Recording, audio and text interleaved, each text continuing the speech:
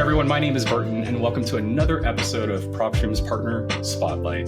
Today, I have a really special guest with me and a really good friend of mine. So please help me give a warm welcome to Jeremy Davis. Jeremy, what's going on? Thank you for joining me today. How are you doing? Dude? What's up, Burton? Thank you for having me, brother. Oh, absolutely. I'm doing very well. I'm really excited to actually have this conversation with you. If I could be honest with you as to why I'm excited, when I first started with PropStream about nearly 13 years ago, I had no idea what real estate investing was. I was one of the few that thought like everything had to go through a real estate agent. And if you did anything outside of a realtor, a real estate agent, you were doing something pretty, suspicious, if anything.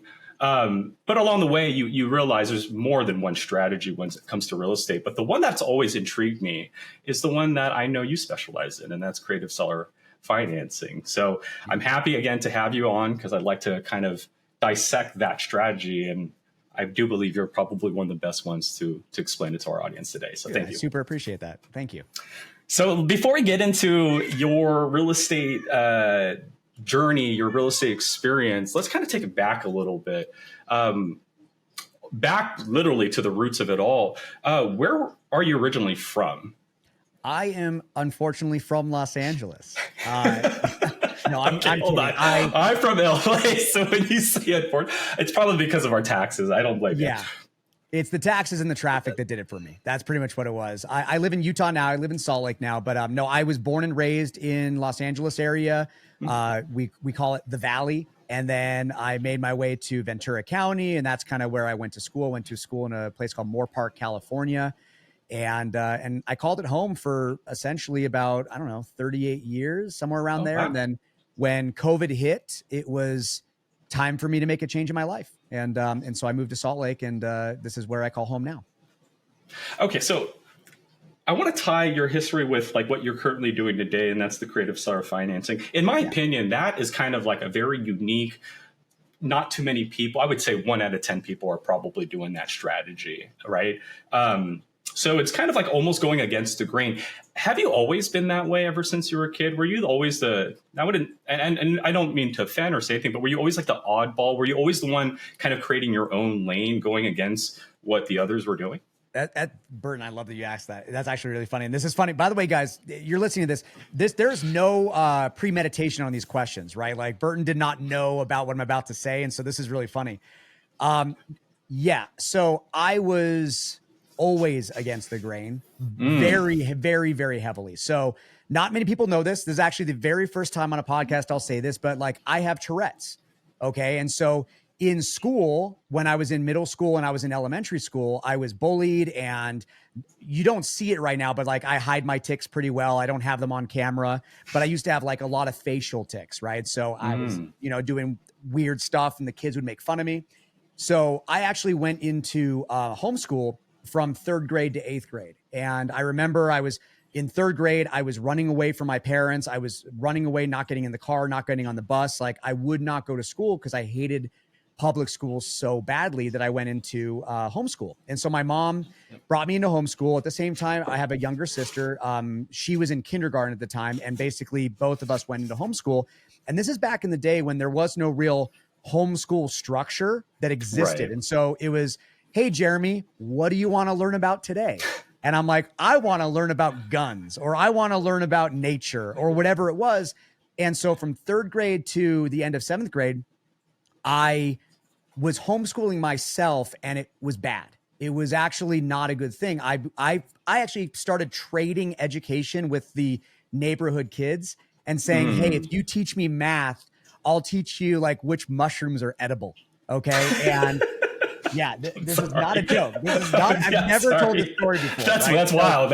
That's crazy. Yeah. And so I was that dirty kid, not wearing shoes, like that's who I was. And then I finally said to my mom, I go, I don't want to be homeschooled anymore. I realized that I feel like I'm stupid. I feel like I'm not where other kids should be. And so I went to public school in 8th grade. And my God, I was a loser. Really? I mean, but that's not to say that homeschooling was bad. It's just that structure that you were in wasn't the best structure. Right. I just want to make that point clear. Yeah. Obviously, yes, it has. I have tons of family and friends that do that. But I love that you're honest about it. But yeah, I just want to make that point clear. It's not the homeschooling was bad. It was just that structure that you were in wasn't the greatest. And on top of that, like at home, all I'm doing is wearing the same sweatpants every day.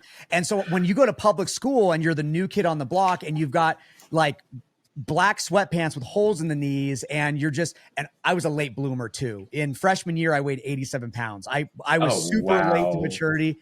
So anyway, it pushed me down a path of being what we call a skater, being a punk, like being the oddball. And so the exact opposite of what you'd consider to be a jock or, the popular kid. I was in high school. My nickname was Munchkin. And so I don't know if I should share this publicly, but I'll do it. Screw it. Here we go.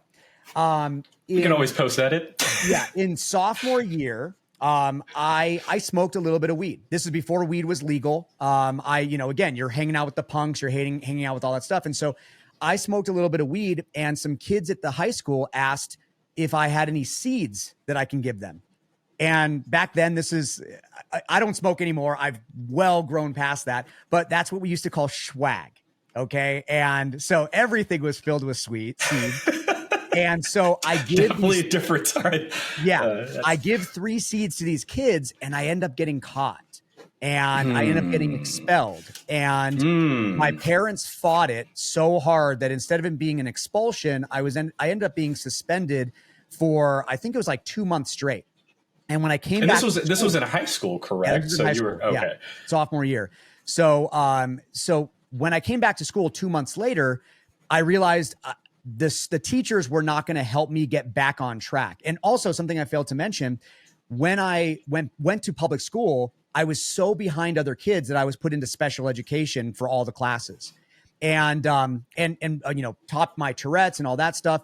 And I thought that that's where I belonged. Well, then I realized that maybe that's not where I belong. I don't have learning disabilities. I'm behind. And if I can try to structure the way that I look at problems and I organize my life better and stuff like that, I can start to excel. And so I made my way from 8th grade to freshman, getting out of all the special ed classes till eventually I was in AP for most of my stuff. And then when I got suspended, it all went to hell. I was failing every single class. I lost all my credits. The teachers weren't doing anything in their power to help me get back on track.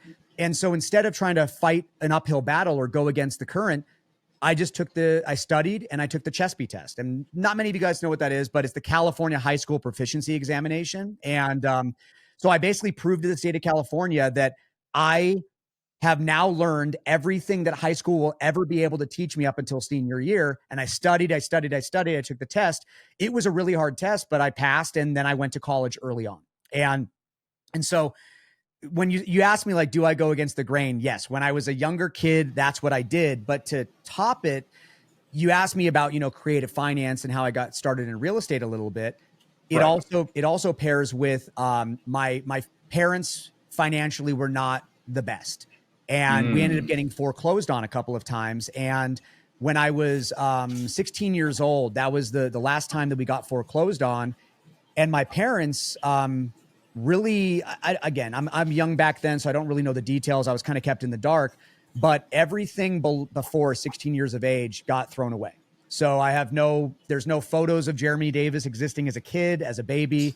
It's all gone because we got kicked out of the house and were basically fully pushed out. And so when I started getting in real estate and I started seeing that there was a lot of homeowners that were going through the same problems that my father faced early on, I made a really big effort in trying to help them fix their problems. And that's kind of where creative finance and subject to and seller finance really come into play.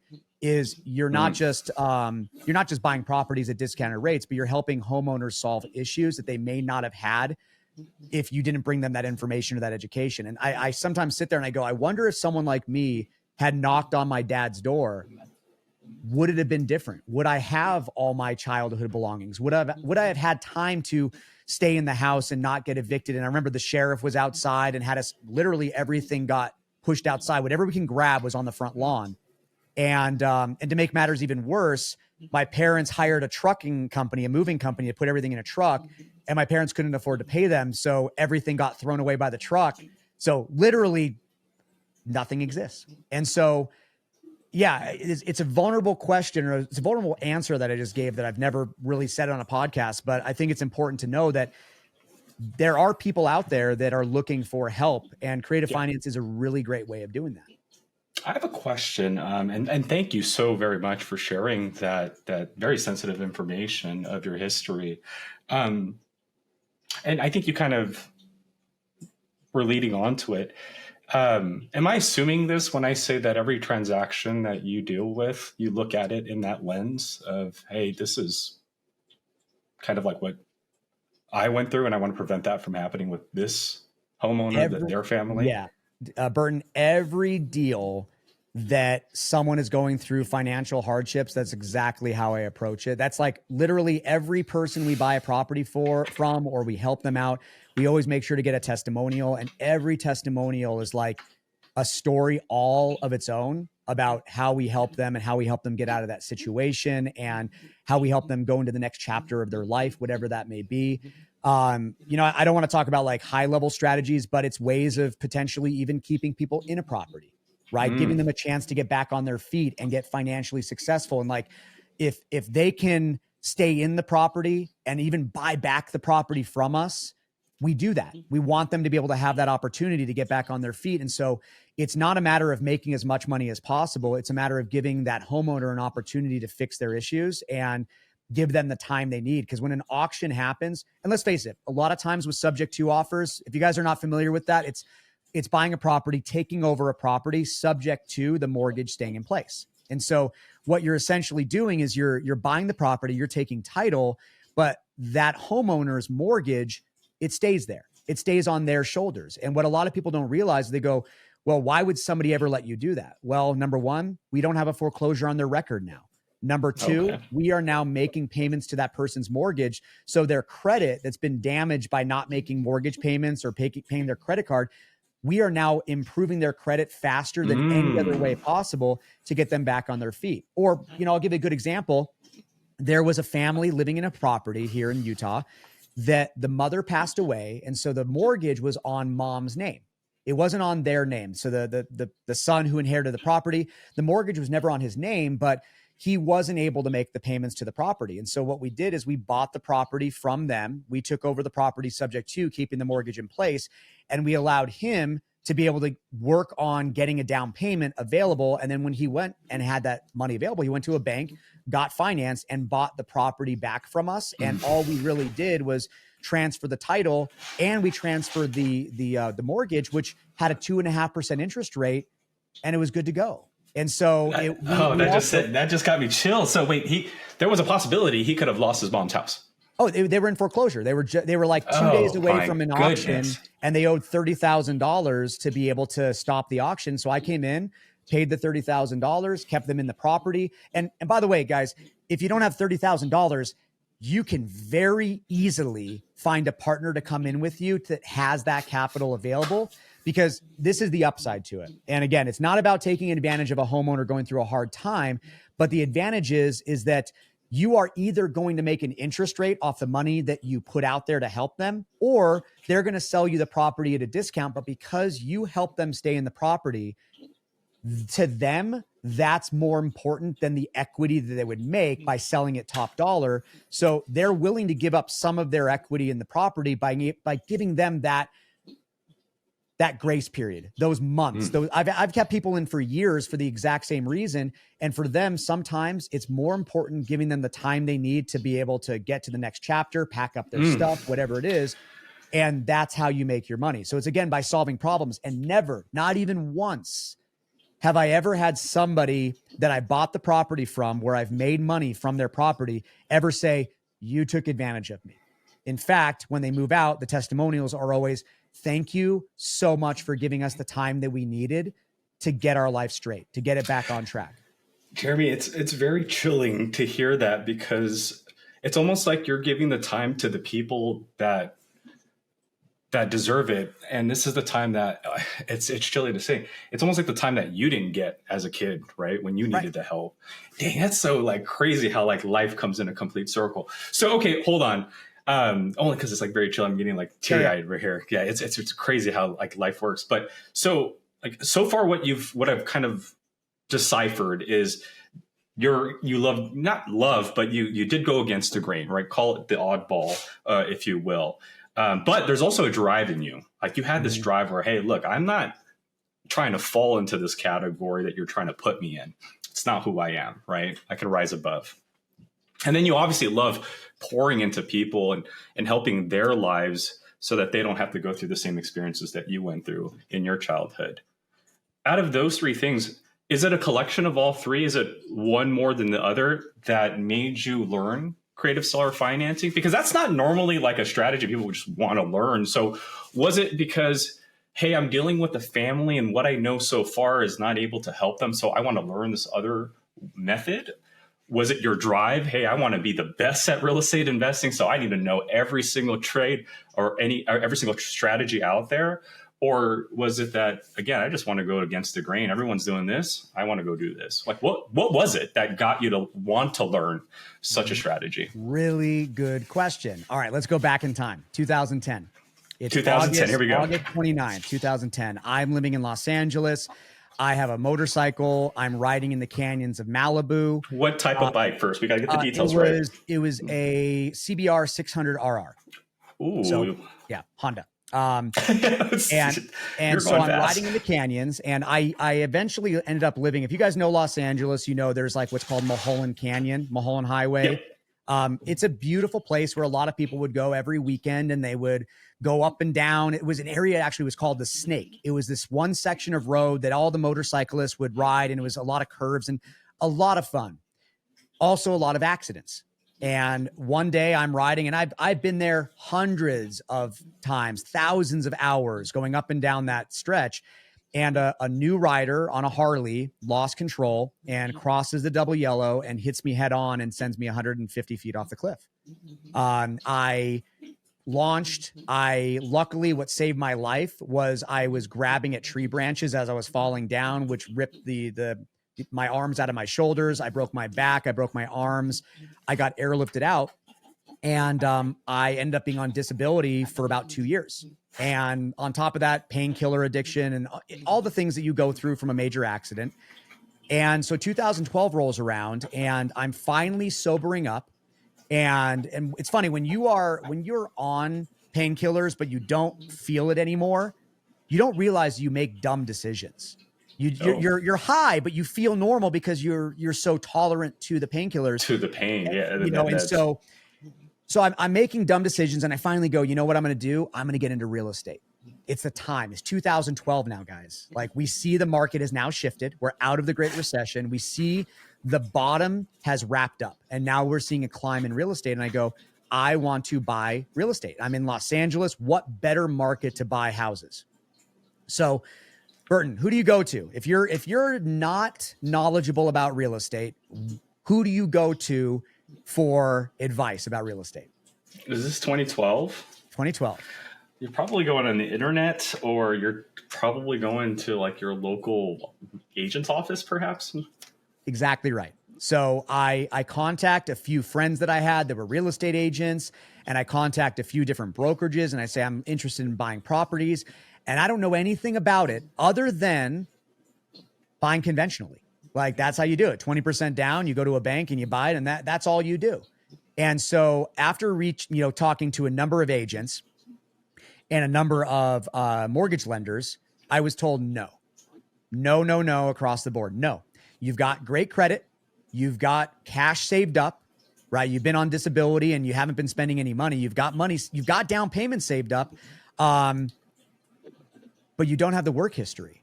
You've been out on disability. You don't have a W-2. And now, because of Fannie Mae and Freddie Mac and all the regulations that went into place because of the Great Recession, they're now stricter than they ever were when it comes to giving out loans. So right. I was told no from everyone I talked to. And they all said, why don't you go get a W-2? And what I was doing beforehand, this has nothing to do with the story, but I was actually a medic. Specifically, I worked in Hollywood. So I was sitting on movie sets, and that's what I did prior to this.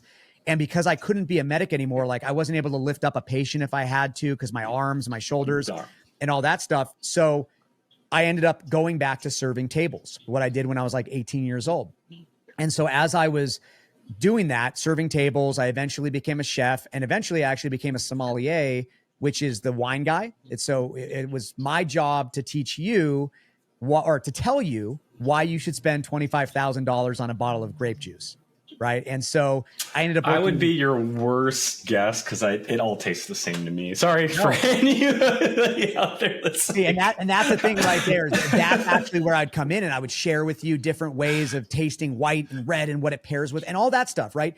But that's what so I didn't realize is as I was honing those skills, I was also getting really good at real estate before I knew I was. And because when you're actually having these conversations with sellers or with buyers, whatever it is, you have to overcome objections. And you're also there to create rapport and to educate. And so every table that I would walk up to was a new seller appointment, right? It was a new opportunity to where that person may or may not spend money on wine. They may or may not spend money on, lobster or caviar or whatever it is. But I'll tell you right now, some of the best sales I ever made was like $500 ounce of caviar on a baked potato. Okay. Yeah, you're laughing at that's a weird mix. I baked potato caviar. That's not my palate. Think that, but here's the thing. This is where when I talk to a lot of my students in real estate now, they go, why would somebody ever agree to that deal?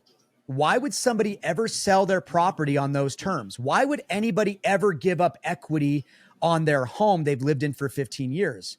And the answer is you didn't ask. And I never would have, that person would never have said, hey, do you happen to have any $500 caviars that I can put on a baked potato? No.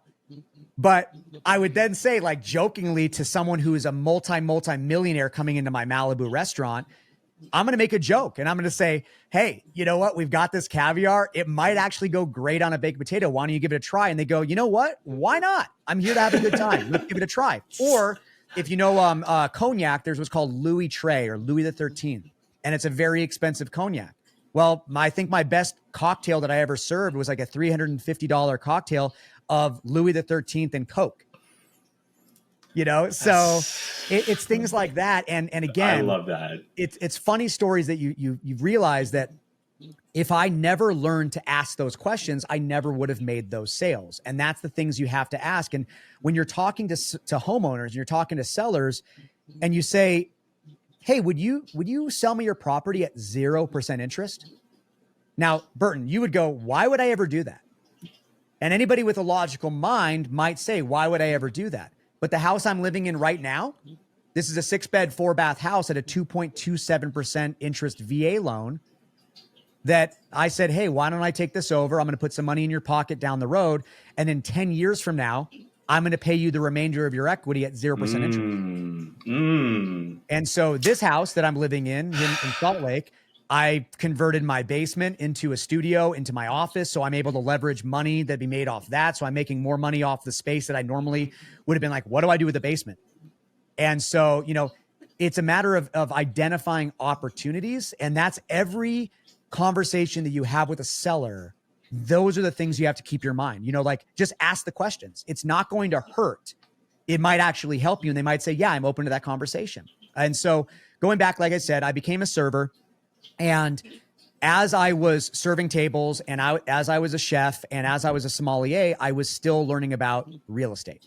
But I never found the urge. I never found the actual fire under my butt to go all in on it because I was loving restaurants. I was loving cooking. Was real estate always a thing in your head? When did the idea of real estate come into the play? Was it when you were a kid? And I could say, and I hate to bring it up, or I know it's a traumatic situation, but could it have stemmed from that foreclosure that you experienced, right? Could have there been a child that says, hey, you know what? I don't want to lose a home. Instead, I want to acquire homes. I'm just wondering, has the real estate thing always been there, or was it while you were serving, you were like, hey, there's this thing called real estate I'm interested in? I think it was the entrepreneurial. It was the entrepreneurial side of things. And it was the right timing at the right time in my life where, it was when I was younger, before I was ever a medic, you always think to yourself, I would love to own a home. And I think that because I constantly saw my parents struggle with owning a home or keeping the home, that was probably I never really actually consciously thought about that. That was probably a seed that was planted about a goal of mine will be achieving the success that they never could. would be Right. buying a home, right? The American dream. And I think that's where it started from, but it never really became a passion until I started learning about the problems that my parents faced. I could actually fix that for other people. Which is, again, this is where how crazy life works, right? You've experienced at the age of 16 a foreclosure. And that's, if we Twice. talk about it twice, exactly. And that's due to, again, the financial challenges that your parents faced, right? They at the time couldn't, the financial burden was just too much. It caused the foreclosure. But fast forward, here you are today preventing foreclosures through means of using unique financial strategies. You see do you see like that? To me is very, it just sends the chills up my spine. So, okay. So in you serving tables, you end up wanting to get more into real estate. When did you finally go head into the water? Like, okay, we're doing this. And what was the first strategy that you implemented? Because correct me if I'm wrong, but it wasn't a creative seller financing strategy, was it? No. I'll tell you about my first deal, but where it first started, where it finally was the time to do it, it was COVID. So I had been throughout the 2012 to 2019. I still had interest in real estate. I was still learning about it. I was helping out a couple of friends that were flipping in Los Angeles, and I was helping out on the construction side a little bit because I did want to be involved still. It was something that was really important to me, but I never went all in on that. And then when COVID hit, it's funny. I was working at a restaurant that I will not name, but it was probably one of the most famous restaurants in the world. In Beverly Hills, #1 restaurant out there. It's been around for years. The celebrity chef is a very big celebrity chef, and when I found my way there, that was the pinnacle of the business. I can't go any higher, really. Right? The only place I can really go higher would maybe be like Abu Dhabi, somewhere where it's just nothing more than billionaire oil czars every day, something like that. But I'm working in the tip top restaurant that you could ever go. Michelin star restaurant, fantastic. And it wasn't what I wanted. It was not what I wanted. I thought that I got to where the ultimate goal would be, and I was very unhappy. It was toxic. Everyone that was working there was abusive towards each other. It was again, it's people that were all fighting for a scrap. And it was some place that I just knew that I did not want to work for long term, but it really sucked because it's like, I know I don't want to work here. It's Los Angeles. To go 20 miles takes 2.5 hours, right? From rush hour. Yes. So that's so true. I was actually tearing up multiple days, just like when I was like in 3rd grade that I would cry and run away from my parents and not want to go to school. It was the same feeling again all over, where I did not want to go to work, but I didn't know where else I can go. If I'm at the top, am I now going to degrade myself to work at a lower end restaurant? And it was hard. And so when COVID finally hit, that was the kick I needed. That was everything shut down in Los Angeles. And I was sat there. That card was forced on you. Yeah, your biggest fear essentially was forced on you, and that's actually I want to lean on that a little bit because that's actually I think that's a very common fear. I think when people get especially a lot of people I speak to at events or just in my day to day, when it comes to whether it's getting into real estate or getting into the next thing, one of the biggest fears is that am I downgrading myself by doing what I want to do, what I desire to do. And I will say this, can I just ask you an honest question? If it wasn't for COVID, would you still be there today? I don't know. Burton. I don't think I would be there. I think I was so unhappy that I would eventually realize this is absolutely toxic. I was already talking to my wife about, HR complaints, filing lawsuits against some of the abuse in there and everything. To make matters even worse, I made my way up to a management level, and I had some of my staff approach me about some illegal activities that were going on, and it was my duty to report it to the upper management, to the ownership. And I became a whistleblower, even though unintentionally I did. And then it all went downhill from there. You became a target pretty much. Exactly. You became public enemy number one at the restaurant, Exactly. especially from an ownership perspective. They're probably Right. like, who's this guy trying to destroy our brand? Right. Exactly. So, And that's something, again, for me, you know, you say, do I go against the grain? That's also been something that I've always been overly passionate about. Is I'm about honesty and I'm about truth, right? And that sounds so stupid. That sounds like I'm literally like a cliche, superhero. but no, it's something that people do not realize is very important in today's world. You pick up your phone, there's so much negativity out there that Yes. it may sound cliche, but brother, I'm telling you right now, I think it's one of the most, it's a dying trait. And so I'm happy that you're willing to go against the grain to make sure that right is being done. So that's an honorable thing. The hardest you should part be very proud of yourself. is that in this industry, in real estate, not only are there a lot of cutthroat players out there, but everybody is taught that if you're going to be a wholesaler, okay, everybody hits their first wall of insecurity. Is that, what do they say to a seller if they're not really buying deals? How do they say, I'm a buyer, I'm a cash buyer, if they're not? And there's already a level of imposter syndrome early on, right when you start in this business, that you now have to fake it till you make it. So from day one, you are indoctrinated with the idea that lying is okay. And then what you start to see is gurus out there, people that are influencing on social media and stuff like that, where they're either sitting on their hood of their Ferrari, or they're talking about they're buying properties with no money of their own. And a lot of the newer investors think that that is the definition of success. But what you don't see is that there's lies happening everywhere behind that camera. Social media is not real. You're absolutely Exactly. right about that. And so for me, I will say this is something that I actually do struggle with, is that I have been damaged by other gurus. I've been damaged by people that I've trusted, that I've thought that were there in my best interest, when in fact they were just making money off me. That every challenge that I did early on, it was nothing more than an affiliate push to use their software so that I paid money towards their software. And that's kind of like a stance that I've made early on, is that I don't want to guide anybody that might be below me, whether they're one deal behind me or 1,000 deals behind me. That I want to try to help people be able to learn about real estate the right way to do it.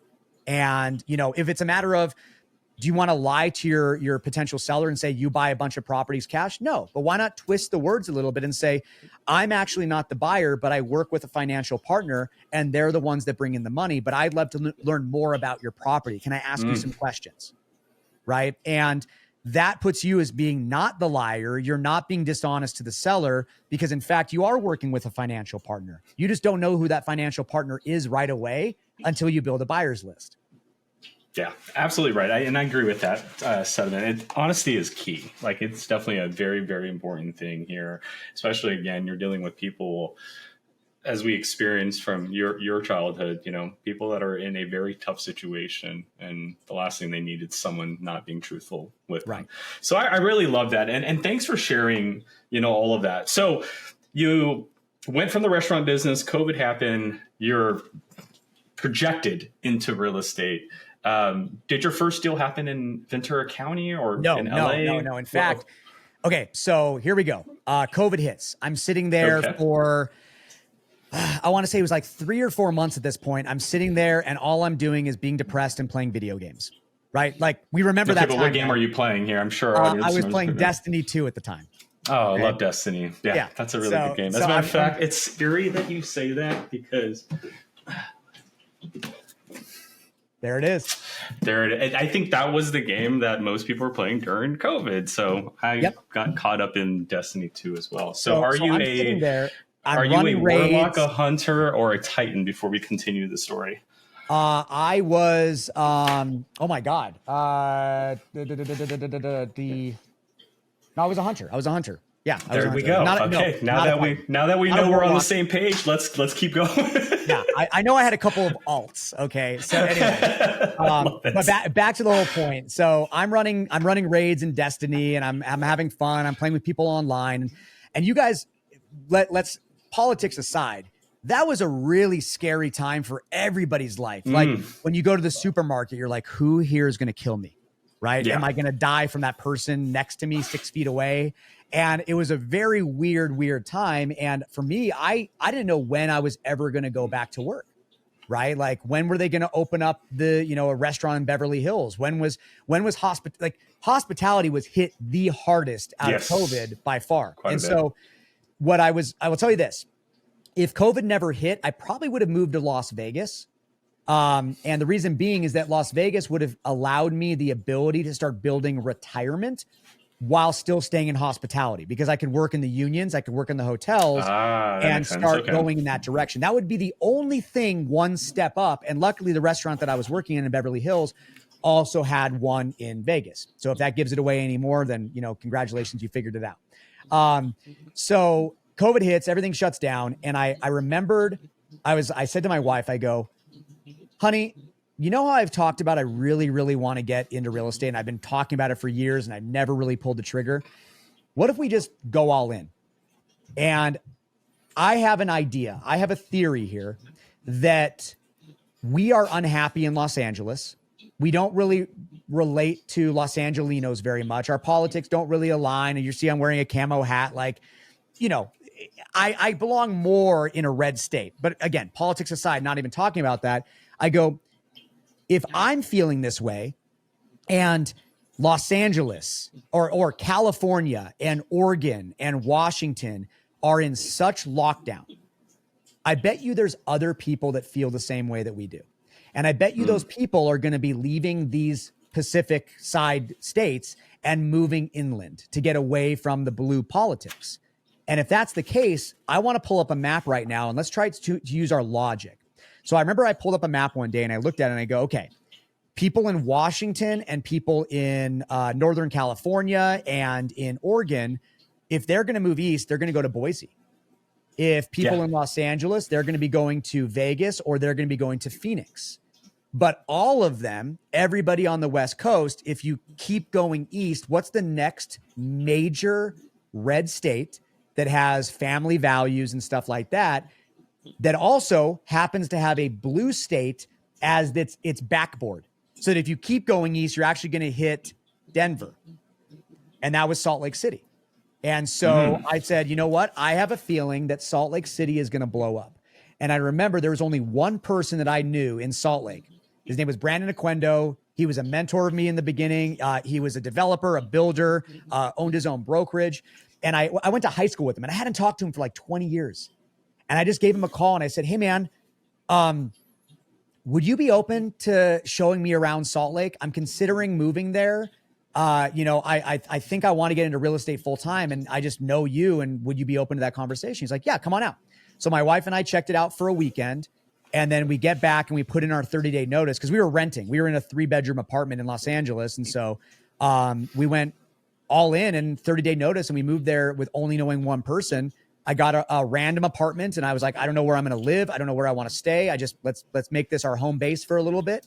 And we moved to Utah, and what turned out to be was the gamble was the right gamble. Salt Lake City was the fastest appreciating market in all of the nation during COVID. It was the hottest market, even so much so that it was dangerous. Because while if you're learning about wholesale, guys, the general formula is you want to give 70% offer to what ARV or after repair value is. And I'm going in trying to talk to sellers, giving them 70% offers, while what I didn't realize we were appreciating so quickly was that other wholesalers were giving 100% offers. Yeah, I was about to say like 90s, maybe 95, but 100%. We were at 90 for a long time. Like now we might be at like 85% to 90, something like that. But no, we were at 95 to 100% offers, and I wasn't learning how to compete. So what did I do? I learned about creative finance just a little bit throughout my time in restaurants. And then I go, you know what? If I can't give them a cash offer that works, maybe I talk to them about creative finance. So that's where I went all in. And going back to your question about where I did my first deal, I did my first deal purposely in probably one of the easiest markets ever. And that was an area called Gary, Indiana. And Scary Gary, Indiana. Scary Gary. Why is that? Why did you say that? So it was a war zone. Okay. It was one of the areas that people don't want to live. I remember while I started marketing there, I remember there was a news article that someone burned down 27 houses in one weekend. and nobody even batted an eye. It was just not a great place to live. That's wild. It was a place that still had not recovered from the recession. So every house was vacant, boarded up and stuff like that. And it was kind of where the vagrants of Chicago would go to stay. And there was a lot of murders there and stuff like that. And so I remember I was trying to market in Utah. And again, it was really hard. And I was just kidding it was like taking a baseball bat to the face every single day.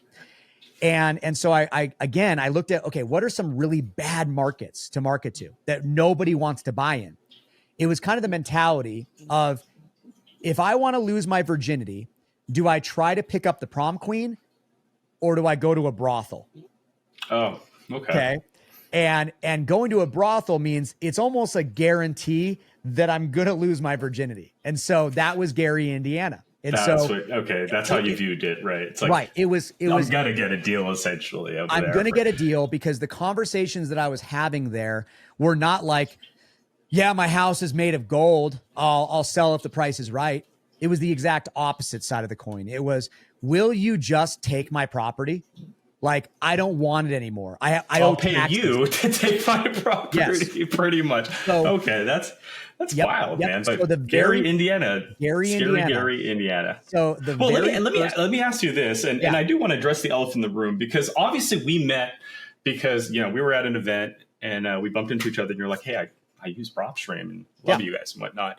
I'm not here to try to pitch our brand, but I'm just wondering, like, how has PropStream even helped you out along your way? Like, is it something that you use for your creative seller financing deals? Is this something that you use just to like look up property information or just to know the owner's name? Like, how are you implementing it in your business? Good question, Burton. I'll touch on that really fast. So PropStream is the only software that I've ever stayed with consistently from day one till now.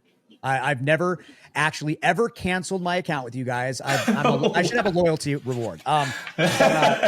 But no, something I failed to mention was back in 2021, I remember that I was so infatuated with scaling my business that I started hiring VAs, okay, and a virtual assistant, right? And so I'm hiring these VAs and I'm training these VAs.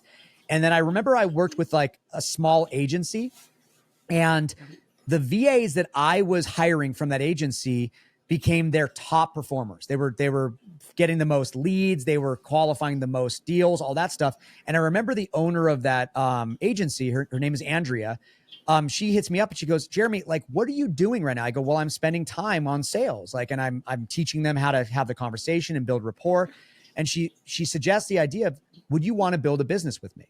So I actually built an entire virtual assistant agency. We had a business in Zambales, Philippines. We had 100 agents under one roof, and we started building out a lot of clients. And that's one thing that I will say is that why I think that I'm above most people when it comes to understanding marketing and sales is that not only did I have hundreds, if not thousands of clients that were hiring us from a virtual assistant side, but I was helping them close deals. I was like, hey, I want you to look at me kind of like a fractional closer. I want to be there to help you. We can JV deals together. But when I worked with them, I worked with every software across the board, every type of dialer, every SMS blaster, every data aggregator, everything there was, because when they would come to me, they were all using a hodgepodge of whatever the last guru told them to pay for. Right. Sometimes it's a public website. Yeah, yep. There's a lot of products out there. Yes. Absolutely. And the one that I will say that had the highest level of success for most of the clients for data aggregation was using PropStream. That you guys had. Let's go, dev team. Shout out to you guys.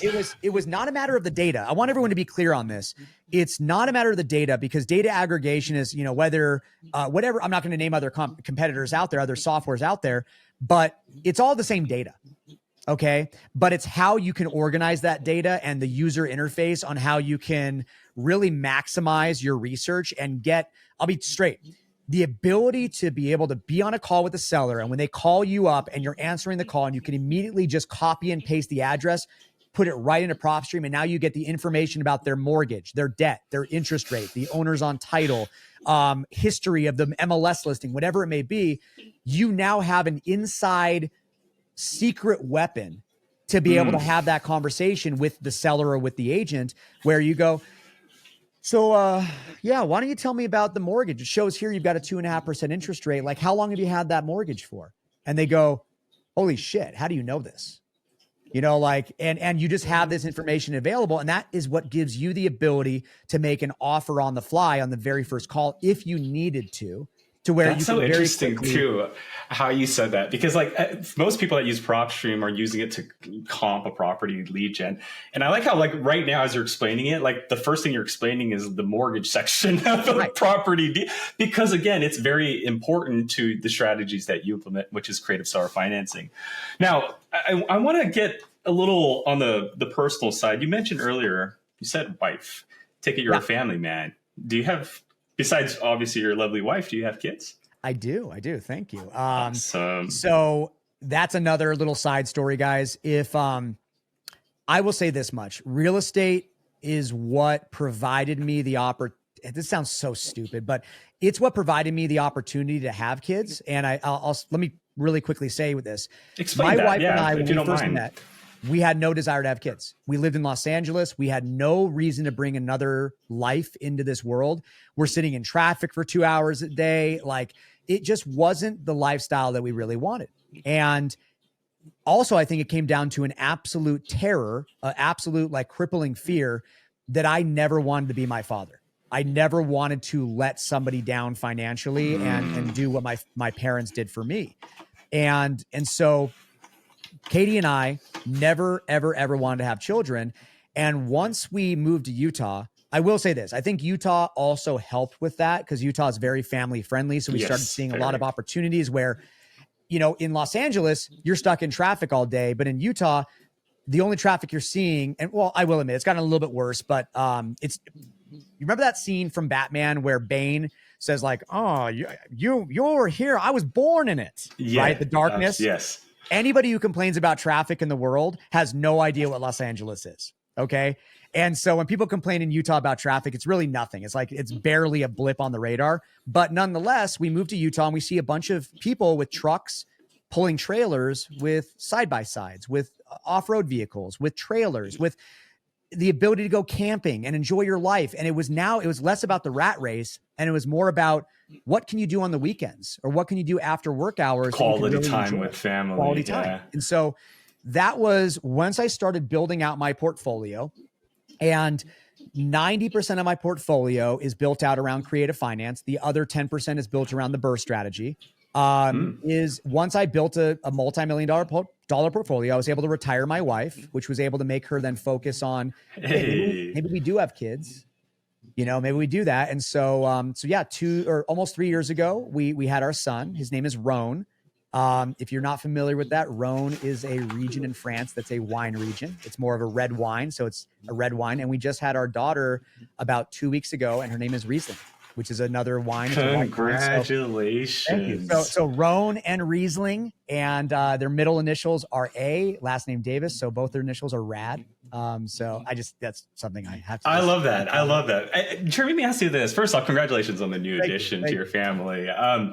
Do you feel like this life change will influence your real estate career in any way? I mean, you were already going to get into real estate, but now that you have 2 beautiful kids, right? How do you think that's going to impact you in your real estate going forward? It's weird. I think I'm more scared now than I ever was before because now I have, well, it's interesting. It's like sometimes you forget about where you've come from. And if I think back 5 years ago when I moved out here, when COVID hit, I was familiar with real estate, but I was ready to, I burned the boats behind me. Oh, that was another thing I failed to mention. Another reason that I chose Utah was because Utah actually had the worst liquor laws in the nation. So I knew that being a sommelier and continuing with my path in that career was not realistic. So I purposely chose Utah to say, I'm burning the boats behind me. I'm going all in on this. I'm not going to try to apply to a restaurant. Like, I'm going to go all in. And just aside from that, I will say this, guys, if you're unhappy with your job, you don't necessarily have to quit. If you have a very strong W-2, that can actually be a superpower. So I say, don't give up a really strong W-2, because if it allows you to get a conventional loan and have, you know, a down payment, dude, by all means, don't give up that W-2. But if you're in a situation in a fork in the road in your life and you don't have a great W-2 or you've just lost your job, real estate is actually viable. It can actually happen. And that's like when we work with all of our students, that's the ultimate goal is if you can get your proof of concept, your first deal, then all it takes from that is repeating that process and scaling that process. So to your question about, has it changed having kids? Yeah. I am more scared now because if I fail in what I'm doing, it's not just me that's being let down. It's other people as well. And that terrifying, but it's so funny. If I take a step back and I go, Jeremy, you're not going to fail. You're never going to allow that to happen. You're never going to do what your dad did. And I've realized now that I'm no longer ever going to be my father again, but I'm still scared of the chance that could happen. Like, what if the real estate market just dies entirely? Creative finance is made illegal, you know, and all that stuff. So many what ifs, right? Right. Yeah. Well, but, I had a question for you. You said earlier, you know, very beginning of our conversation, you were 16, the foreclosure happened. You had no idea what was going on at that time. With that said, as your children grow, would you introduce them to your business, to what you do in real estate? That's a question that I ask all the time, is that it's not, will I introduce my kids to this business? It's, will my kids want to be introduced to this business? Will they be some, you know, super artistic freak that, sorry, take that back. Will they be on the super artsy side of things and go like, no, Dad, I will never touch corporate America. I want to be a skater. I want to be a punk rocker. Like, when I was a skater, do you think that I was like, you know what I want to do? I want to be a landlord? No, probably not. I was probably super against landlords. Like, how dare they take advantage of their tenants, charging them rent? I don't know. But what I will say is this. Everyone always asks, like, what's your why? Okay. My why is actually not my family. It's not my children. My why and why I do this is I want to create generational wealth, but it's not the properties that I'm going to pass down to my children. It's the values that I'm going to teach my children how to be better leaders. And whether they want to get into real estate or whether they want to go down their own path, I think that being a quality human being and I think being a good leader is a value that is very often missed with families that raise their children. And for me, it's, if I can teach my kids how to treat other people, how to build their lives up to be a leader in whatever they're passionate about, whatever that is, you know, I already bought their websites, okay, for their names. Like, I already bought their domains because I want to give them the opportunity that whatever they want to do, you know, like, that's their choice, but I want them to be good at whatever they do. And that's the one thing I will say is that I never had the mentorship early on. I never had the leadership or anybody that can guide me down the right path about how to make money. And that's something that whenever I make a post, whenever I'm on social media and I talk about a deal that I bought where private capital came in and they gave me $200,000 and I made, you know, money off this deal. Do you want to know what the comments are? It's, oh, it must be nice to have someone who has $200,000, right? Or it must be nice that you have this opportunity. But I tell them every time, I go, you can also have that opportunity. It just starts with going to a local real estate association or, you know, your local RIA and meeting people that do that. Because here's the thing, when you find the deal, the money follows. It's not needing the money first. It's you find an opportunity, you find a seller that wants to sell at a discount where you are solving their problem. And by solving that problem, the problem that you solve is directly proportionate to the profit you make. You could stand on a street corner with a sign and just say, I've got a good deal, and you're going to get money coming to you. And so it's a matter of mindset about, you can be successful whenever you want to be successful in. And again, going back to that, my kids can be successful whenever they want to be successful at. And the students that I work with, my goal is to get them over that very first hurdle of, you can do this. I love that. I have a few more questions. I want to respect your time. I know we're reaching the hour mark now. I don't want to keep you too long, but I just have a few more questions I'd like to ask you because this is really, really cool. One, what advice would you share with other new parents who are just beginning, you know, that balancing in real estate life? Like, what advice would you give in terms of how to juggle that?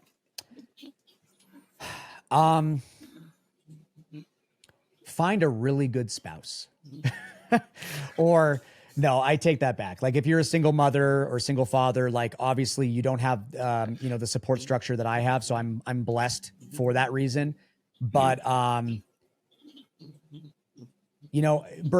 I don't know if I can give an honest answer there and like try to sugarcoat it and say like, here's the best advice.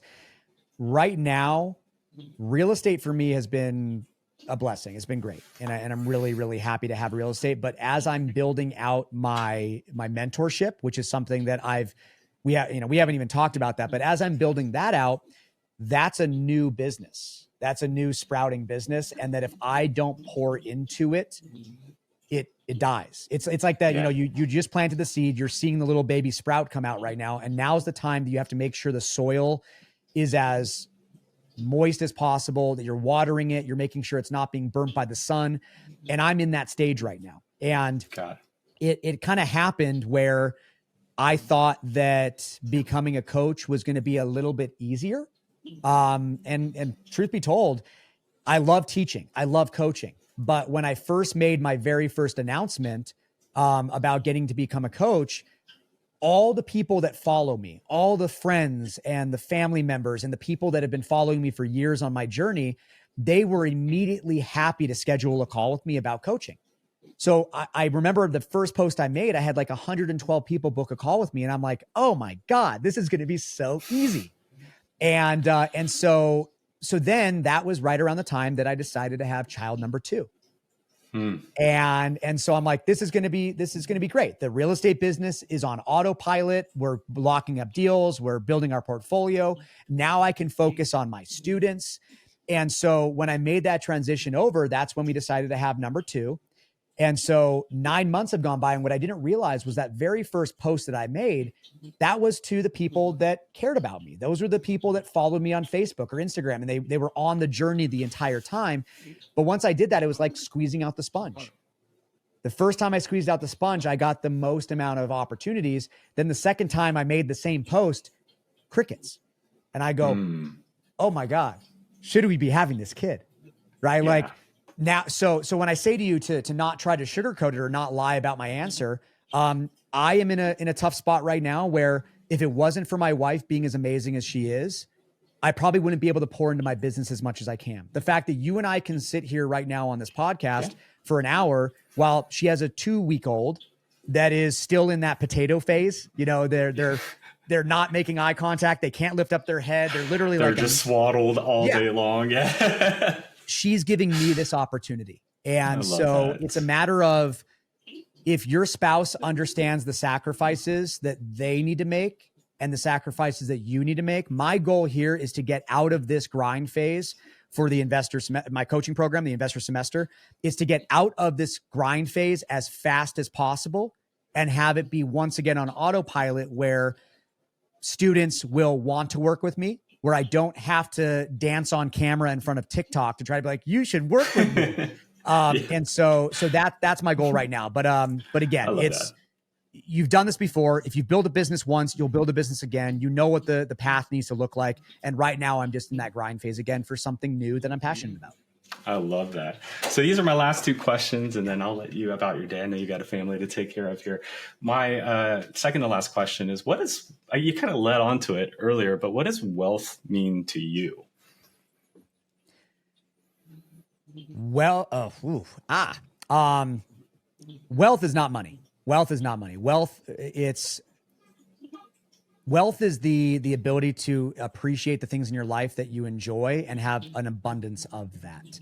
And for me, there's people out there that love volunteering their time, right? They go on missions and they go to other countries and they build shelters and they do stuff like that. That to me is wealth.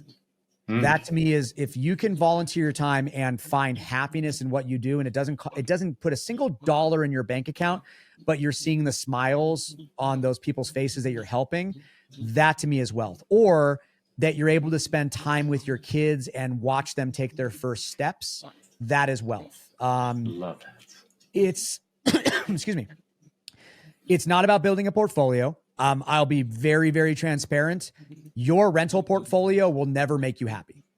Never will. As much as the influencers out there are like, oh, you could build a portfolio and I retire from my portfolio. No, you're not going to. You're not going to retire from your portfolio now. What you're going to do is you're going to build a portfolio that's going to appreciate over the next 10 to 15 years that you're then going to sell. And then you're going to 1031 it into a larger asset class. And you're going to buy like an apartment complex or something where then it can actually like the passive income can actually qualify for your quality of life. But in the beginning stages, no. I just had one of my properties that I've owned for a couple of years just literally had the dishwasher go out, the refrigerator go out, and the air conditioning go out all this year. Oh yeah, no. Every dollar that I've made in profit off that property is now just squashed away, right? It's washed away, but the property's still appreciating. Okay, and so to me, wealth is about finding the things that make you happy. And for me, I've always been in the mindset of I'd rather be happy than rich, and that's something that maybe it's a limiting mindset for myself that I feel sometimes I don't deserve to be rich. And so for me, I'd rather help somebody save their property from foreclosure than make $100,000 off of their misfortune. And maybe I should not do that. Maybe I should just make as much money as possible and cut and run and retire on a beach somewhere. But I'm on the path that I want to be on. And that's my love that. That is an amazing answer. This is my last, I guess, ask of you. One thing I like about the internet, one thing I like about these episodes and doing a podcast is that it's going to last forever. This is going to be here. I'm scared when I talked about selling seeds. Well, we could definitely post edit here, but this, I don't want to post edit, but let's say time has fast forward. It is 20 years from now and your kids get a hold of this episode. They are 20 years older than what they are today. What would you like to say to them? Jesus Christ. Rowan and Riesling, I hope I gave you guys the life that I never got. I hope I gave you guys the opportunity to... You're making me tear up right now, dude. No, I hope I gave you guys the life that I never had. I hope I gave you the opportunities to do the things that you love and find the passion. By the time you're 20 years old now, you're an adult. Your sister is just about to become an adult. I hope I put you guys on the right path to understand that success comes in all different flavors, but I hope that you find your direction right now. And I hope I can help you even further get to become the man or the woman that you want to be and find the person that brings you happiness, whoever that may be, find the right relationships, find the right lifestyle, find everything. And that's it. That's it. Amazing. Thank you, Jeremy, so much for sharing this wonderful hour, a little bit more with me. How can people get a hold of you? I mean, you have a really good story. I definitely want people to learn more about you. I'm sure there's a lot more to share about your life. So what's the best way for us to get a hold of you, or anybody listening to get a hold of you? Easy enough. The Jeremy Davis on Instagram, or if you want to find our Facebook group, the Investor Semester on Facebook. And that's where a lot of our community exists. And, again, if you want to just follow along on my reels and me dancing on camera, follow me on Instagram. But if you want to ask questions, if you want to learn more about real estate, the Facebook group is a great place to start, the Investor Semester. Amazing. Thank you once again. And thank you everyone for tuning in today's episode. We hope you enjoy it. Look out for more coming along the way. Make sure you follow Jeremy. Make sure you follow PropStream. Thank you guys for having us. Have a great day.